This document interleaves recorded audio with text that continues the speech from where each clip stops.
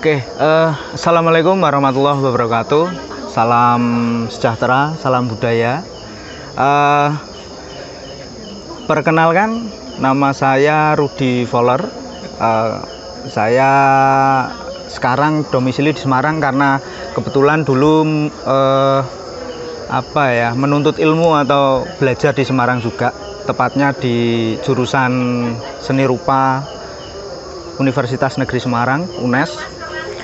Nah, mungkin yang ingin saya sampaikan di sini itu masih berkaitan dengan apa yang saya tekuni dari mulai saya berada di Semarang dengan tujuan belajar itu tadi sampai akhirnya saya mendapatkan mungkin pekerjaan atau profesi yang alhamdulillah mungkin saat ini sudah cukup sesuai dengan passion saya gitu.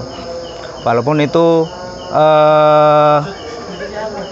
melalui proses yang cukup panjang juga ya. Ada beberapa tahun yang saya jalani itu mungkin dengan kurang maksimal. Artinya saya tidak bisa eksplor lebih kemampuan saya di situ. Dan ada beberapa hal yang mungkin jadi ganjalan atau gangguan bagi saya pribadi pada saat menjalankan profesi tersebut gitu. Nah, sedikit cerita, dulu saya ketika setelah selesai belajar atau selesai kuliah, lulus kuliah, saya alhamdulillah bisa langsung mendapatkan pekerjaan sih waktu itu ya. Jadi saya langsung mengajar di salah satu sekolah swasta di Semarang juga. Sesuai dengan kompetensi saya, jadi saya mengajar mapel seni budaya waktu itu. Secara teknis pada saat saya mengajar itu sebenarnya mungkin masih oke atau masih enak aja ketika saya masih menjalankan itu. Dari segi teknis, artinya anak-anak juga secara yang saya lihat anak-anak juga cukup antusias juga dalam belajar seni budaya sebenarnya. Cuma yang menjadi ketidakcocokan bagi saya itu adalah ketika proses kreatif anak atau dalam hal ini siswa di sekolah itu harus dinilai atau diapresiasi dengan cara yaitu ada pakem-pakemnya, seperti nilai itu harus sekian. Nah, itu yang membuat saya sebenarnya kurang cocok juga di situ. Walaupun akhirnya saya siasati dengan setidaknya ada penilaian-penilaian tertentu yang bisa mengatrol atau membuat nilai anak itu dalam khususnya mapel saya itu sesuai gitu nilainya. Nah, tetapi lama-kelamaan saya merasa terganggu juga karena bagi saya sendiri proses kreativitas itu tidak terbatas sebenarnya. Jadi kalau dibatasi dengan nilai, mohon maaf, kalau di dunia pendidikan itu pasti ada standar minimal nilai atau biasa disebut KKM misal kalau di lingkungan sekolah ya. Nah, berangkat dari hal itu akhirnya saya memutuskan untuk expand. Jadi saya merasa kurang cocok juga menjalani profesi sebagai seorang guru seni budaya pada saat itu. Bukan di prosesnya tetapi lebih ke saya belum bisa bekerja secara administratif. Artinya yaitu tadi memberikan penilaian atau apresiasi terhadap hasil karya anak dengan menggunakan nilai berupa angka dan lain sebagainya. Itu saya masih belum bisa semacam itu. Nah, setelah saya memutuskan untuk tidak bekerja di bidang itu lagi, saya fokus bekerja di yang menurut saya itu passion saya juga. Jadi saya membuka satu studio di mana saya mengerjakan jasa di bidang seni rupa, ya ilustrasi, karikatur, komik, kartun dan lain sebagainya, termasuk lukisan juga. Nah, dari situ saya mendapatkan pengalaman baru, artinya saya bertemu dengan customer yang permintaannya juga macam-macam. Nah, dari situ saya belajar sampai akhirnya sebenarnya saya pengen menularkan itu. Jadi ada customer yang minta, Mas nanti gambarnya tolong dikasih ini ya, ditambahin ini dan lain sebagainya. Mungkin bagi mereka itu tidak masalah, tapi bagi saya pribadi sebagai perupanya itu kadang merasa it's too much. Artinya ada beberapa komponen yang harusnya tidak perlu dalam mungkin gambar ilustrasi itu atau lukisan itu. Tapi mau gimana lagi, karena itu adalah permintaan customer, dan di situ saya sebagai apa ya, sebagai orang yang menawarkan atau membuat jasa itu ya mau tidak mau harus mengikuti apa yang diinginkan oleh customer. Nah, itu juga jadi sesuatu yang lumayan mengganggu juga akhirnya untuk saya, sehingga saya harus mengedukasi atau menjelaskan kepada, ya dalam hal ini mungkin customer ya. Jadi Mas, Mbak, kalau menurut saya setidaknya tidak usahlah dikasih kayak gini. Ataupun kalau memang ingin ada tambahan lagi di gambarnya itu mungkin yang seperti ini atau semacam ini, jadi bisa lebih sesuai gitu.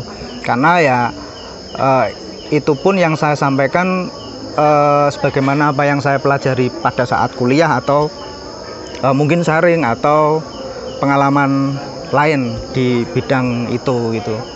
Nah, kemudian ada beberapa teman, ini next level ya setelah saya membuat studio itu, dan alhamdulillah sampai sekarang masih berjalan itu. Tapi di samping pekerjaan yang satu itu, saya ada pekerjaan lain atau profesi lain di mana saya juga di bidang edukasi sebenarnya, tapi lebih ke berbeda dengan sekolah formal. Saya ini kebetulan bekerja di lembaga pelatihan keterampilan, dan saya di bidang lukisnya, di bidang seni rupa juga. Sebagian besar member saya itu memang anak-anak sih, dari usia dini ya, mulai dari umur 3 tahun sampai yang dewasa pun ada, Jadi tingkatan atau kelas dan kriteria dari masing-masing member saya itu pun berbeda. Dan kebetulan kelas saya juga disesuaikan dengan tingkatan atau yaitu tadi kriteria member saya. Jadi semi klasikal sebenarnya ya, enggak sepenuhnya klasikal.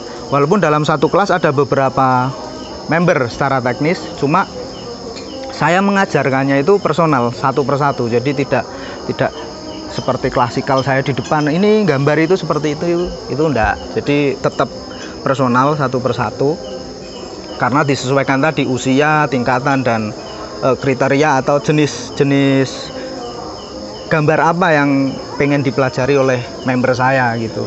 Mulai dari yang pra pemula atau usia dini itu bisa belajar mulai dari, karena biasanya ada yang suka mewarnai saja, ada yang suka dari menggambarnya, ada yang komik juga, bahkan ada yang kalau yang dewasa memang sudah ke tingkat lanjutan, misal lukis atau yang lain gitu. Nah, di sini yang perlu saya sampaikan itu mungkin secara orientasi. Jadi tiap kali, ini pengalaman saya di tempat saya yang ini ya, tempat saya bekerja ini. Jadi orientasinya pasti saya tanyakan, khususnya kepada orang tua member ketika mereka mau istilahnya menyerahkan anaknya untuk dilatih di tempat ini gitu. Jadi ada beberapa yang orientasinya itu nyun sewu, atau mohon maaf ini lebih ke ambisi orang tua. Jadi anak saya itu harus gini-gini, orientasinya mungkin menang lomba atau yang lain sebagainya. Nah, sebenarnya saya kurang cocok dengan hal yang semacam itu. Jadi ketika saya mau menerima member di kelas saya juga selalu minta ada trial. Trial ini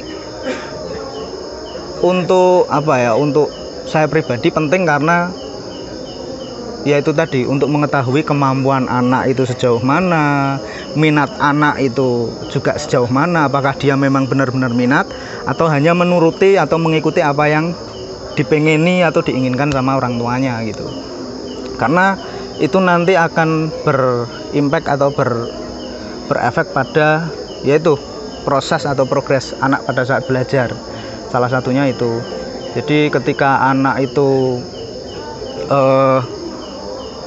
minatnya memang tinggi, saya rasa itu akan jauh lebih mudah dia untuk belajar ya, progresnya terutama. Jadi ketika saya arahkan untuk mending gambarnya gini, atau kamu mau gambar apa nanti diajarin, nah gitu, itu akan jauh lebih mudah daripada orang yang atau anak yang sebenarnya tidak terlalu minat, tapi karena keinginan orang tua kamu harus belajar lukis, harus gini, nah itu akan sangat berbeda ya.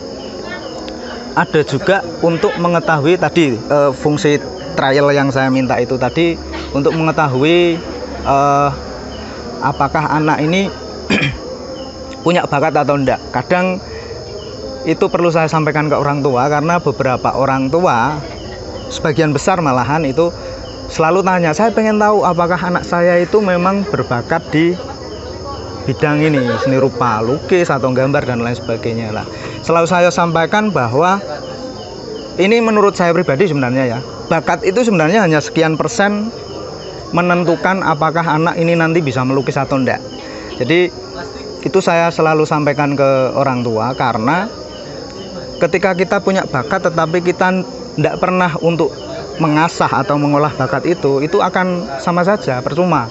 Jadi mentok, stuck di situ. Kita sudah merasa bisa di situ ya sudah. Tetapi lain halnya ketika anak yang mungkin bakatnya hanya 5%, tetapi dia rajin berlatih, hampir setiap hari dia mungkin menggambar tanpa takut salah dan mau diarahkan, itu akan jauh lebih bagus progresnya ketimbang tadi yang punya bakat tetapi dia tidak pernah berlatih, gitu sih.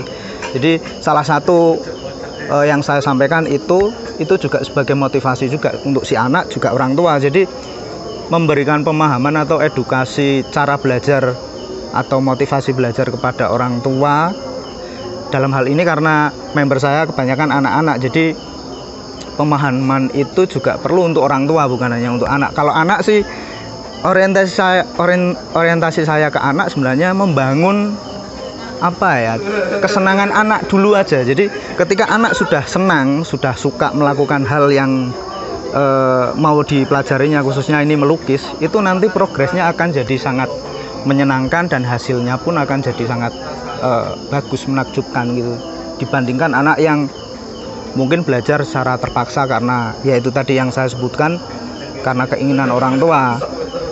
Nah, di sini juga secara teknis pembelajarannya saya lebih bukan memberikan teknik yang menggambar itu harus seperti ini, melukis itu harus seperti ini, tekniknya harus seperti ini, kamu seperti itu berarti salah. Itu saya tidak pernah seperti itu juga. Jadi saya lebih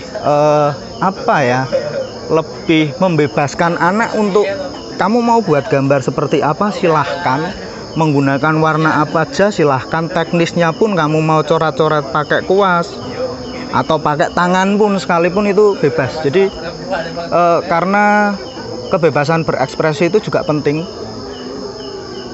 yaitu tadi untuk menyampaikan apa yang ada di hati, di pikiran, itu kan masing-masing orang mengungkapkannya punya cara tersendiri, termasuk saya dalam mengajar pun sama. Mungkin metode yang saya lakukan berbeda dengan pelatih yang lain ya.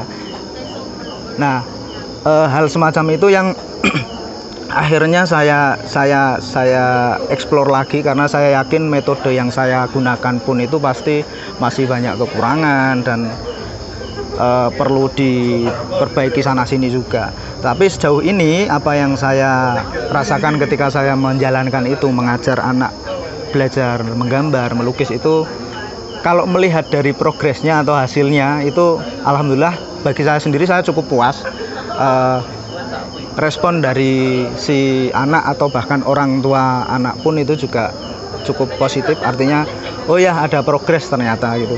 Walaupun tiap anak progresnya juga berbeda, karena yaitu kemampuan anak juga berbeda-beda seperti itu. Ya itu mungkin sedikit pengalaman atau sedikit cerita yang pernah saya alami, dan alhamdulillah sampai sekarang saya masih berusaha untuk memperbaiki apa yang saya lakukan tadi, walaupun ya sudah cukup ada sedikit kepuasan di situlah. ini semoga yang saya sampaikan ini bisa bermanfaat, walaupun ya mungkin banyak lagi yang jauh lebih hebat atau jauh lebih bagus dan lebih menginspirasi ya. Ini hanya sedikit cerita saja, semoga bermanfaat dan mungkin cukup ya apa yang saya sampaikan kali ini. Terima kasih, salam budaya, assalamualaikum warahmatullahi wabarakatuh.